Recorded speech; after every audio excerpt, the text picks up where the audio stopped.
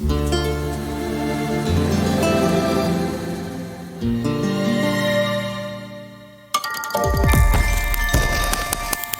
podcasts du musée de Cluny. Faille temporelle en série, épisode 4, prendre de la hauteur.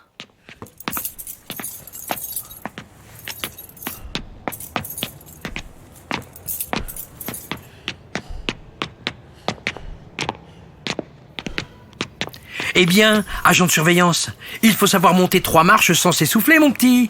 Et dans ce musée, il y en a plus que 3 des marches. Où j'en étais ? Oui, voilà.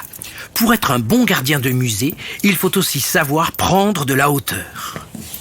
Suis-moi. Tiens, on va s'asseoir ici.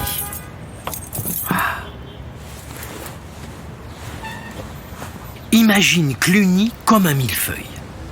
Une couche d'Antiquité avec les vestiges gallo-romains, une couche de Moyen-Âge avec l'hôtel particulier de l'ordre de Cluny, une couche 19e avec le nouvel édifice pour le musée et enfin une couche actuelle avec Cluny 4. Cluny 4, c'est ce nouvel accueil réalisé par Bernard Desmoulins qui se veut comme un bâtiment pivot entre toutes ces époques, réunies dans un même geste architectural. Tu vois, l'enveloppe de ce nouveau pavillon évoque une façade faite de bronze. Il semble avoir toujours été là, niché ici et connecté avec le reste des bâtiments. Et puis, il reprend à la fois la forme et le volume des vestiges gallo-romains, tout en s'habillant d'un motif très gothique flamboyant. Lève le nez, regarde tout autour de toi. Le musée de Cluny trône au beau milieu du quartier latin, dans le cœur battant de la cité. À la fois totalement à sa place et totalement unique. Tu vois, en contrebas, le boulevard Saint-Michel et juste là, face à nous, de l'autre côté de la rue, la mythique Sorbonne. La mémoire d'un gardien de musée, finalement. C'est comme la mémoire de ces pigeons qui vivent ici depuis des temps immémoriaux, qui sont là depuis toujours. On se souvient de tous les moments marquants. Tiens, justement, prends la Sorbonne par exemple.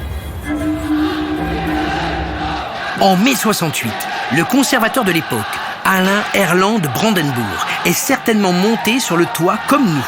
Il voit les étudiants de la Sorbonne dans la rue, manifester pour leurs droits, lancer les célèbres pavés. Enfin, ils les auront apportés de la rue adjacente, ici il n'y en avait pas de pavés en réalité. Erland Brandenburg est pris de panique. On dit qu'il se serait barricadé 2 mois dans son musée pour protéger son bien le plus précieux. La dame à la licorne. Tu l'imagines ? Campant au milieu de la salle, dans le noir, éclairant chaque dame à la lampe torche, terrifiée et en même temps exaltée de dormir à leur côté. C'est depuis cette époque trouble qu'elles gardent leur photosensibilité à l'approche de ma lampe. Certainement le souvenir qu'elles gardent des nuits passées en sa compagnie.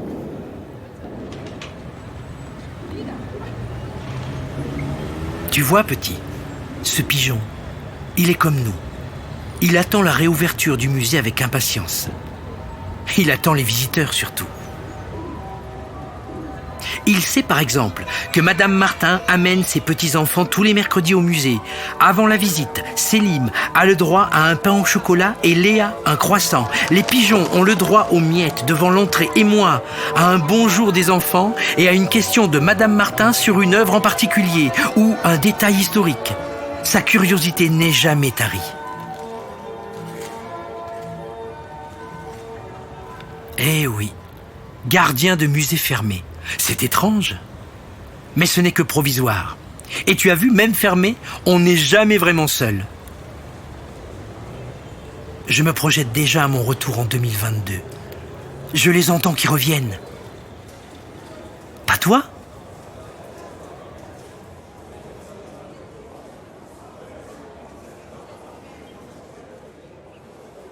Faille temporelle en série, une production Aken pour le musée de Cluny.